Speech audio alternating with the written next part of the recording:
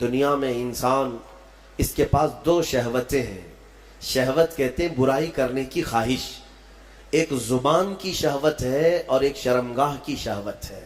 یہ دونوں چیزیں انسان کو حرام کاریوں میں مبتلا کر دیتی ہیں.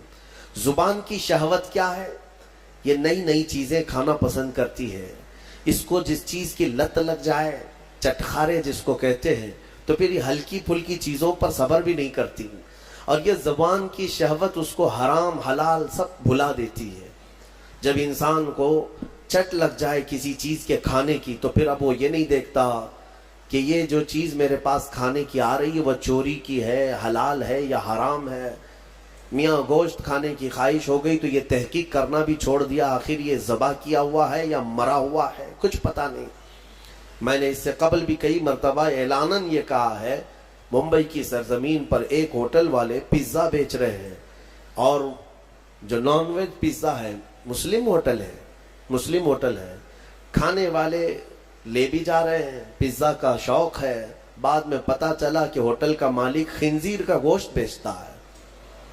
اس پیزے میں پورک بیچا جاتا ہے. باضابطہ اس سے کسی نے فون کر کے پوچھا بھی کہ صاحب آپ تو مسلمان ہیں، آپ یہ سور کا گوشت کیسے بیچ رہے ہیں اس پیزا میں؟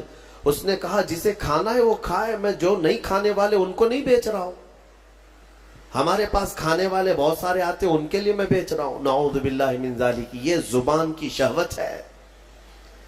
اسی لیے میرے عزیزوں، آج جو پھیلی ہوئی ساری چیزیں جو مل جاتی ہیں، کتنے ایسے ہیں وہاں پر.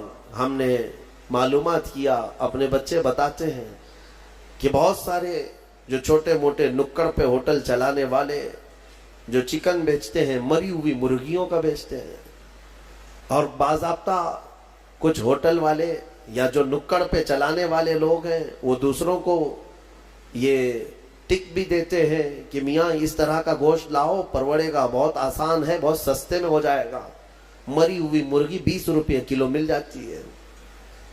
20 روپے کلو مل جاتی ہے. جو چکن بیچتے ہیں دکانوں والے، وہ خود بھی بتاتے ہیں ہمارے پاس باضابطہ یہ پوچھنے کے لیے آتے ہیں، مری ہوئی کچھ ہیں تمہارے پاس؟ میرے عزیزو، یہ تمام چیزیں ایسی ہیں کہ ہم احتیاط کریں. اور زبان کی شہوت ان سب حرام چیزوں میں لگا دیتی ہے. دوسری شہوت ہے شرمگاہ کی. یہ نہایت ہی خطرناک ہے، جو زنا تک لے جاتی ہے. اور یہ شرمگاہ کی شہوت انسان کو تباہ و برباد کرتی ہے. حدیث رسول ہے، میرے آقا صلی اللہ علیہ وسلم نے فرمایا، جو زنا کرتا ہے اس وقت اس کا ایمان اٹھا لیا جاتا ہے. ایمان کے ساتھ کوئی زنا کر ہی نہیں سکتا. ایمان کی حالت میں کوئی زنا میں مبتلا ہو ہی نہیں سکتا. جس وقت وہ زنا میں مبتلا ہو اس کا ایمان اٹھا لیا جاتا ہے.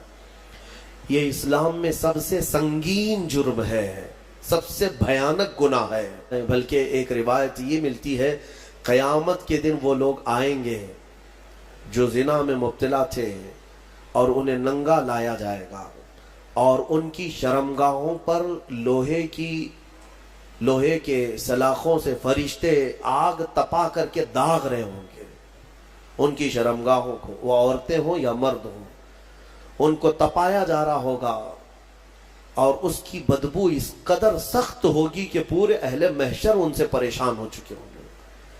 ان کے شرمگاہوں سے بدبو بہت تیز نکلے گی. یہ وہ لوگ ہوں گے جن کو بھرے محشر میں بتایا جائے گا کہ یہ لوگ اپنی شرمگاہوں کی حفاظت نہیں کرتے تھے، یہ زنا جیسے گناہ میں مبتلا تھے.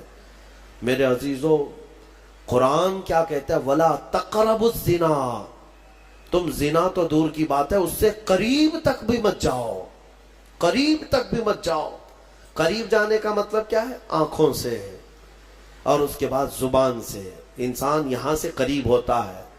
ایک اجنبی مرد کسی کو دیکھتا ہے، عورت کو، یہاں سے شروعات ہوتی ہے، پھر بات چیت کرتا ہے، یہ ڈبل شروعات ہے.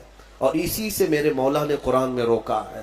تم اگر ابتدا میں ہی اگر رک گئے تو بڑے بھیانک جرم سے بچ جاؤ گے. اور زنا کرنے والے پر 15 عذاب ہے. 15 عذاب، 5 دنیا میں دیے جائیں گے، 5 قبر میں، اور 5 قیامت کے دن.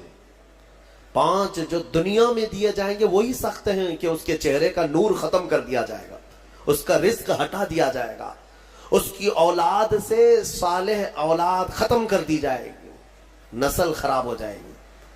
زنا کے جو 5 عذاب ہیں دنیا میں وہی سخت ہیں، چہرہ بگڑ جائے گا، بارونق نہیں ہوگا، چہرہ بے رونق ہو جائے گا، رزق میں کٹوتی، بے برکتی آ جائے گی۔ ان تمام چیزوں سے مومنین اپنے آپ کو بچائے رکھیں۔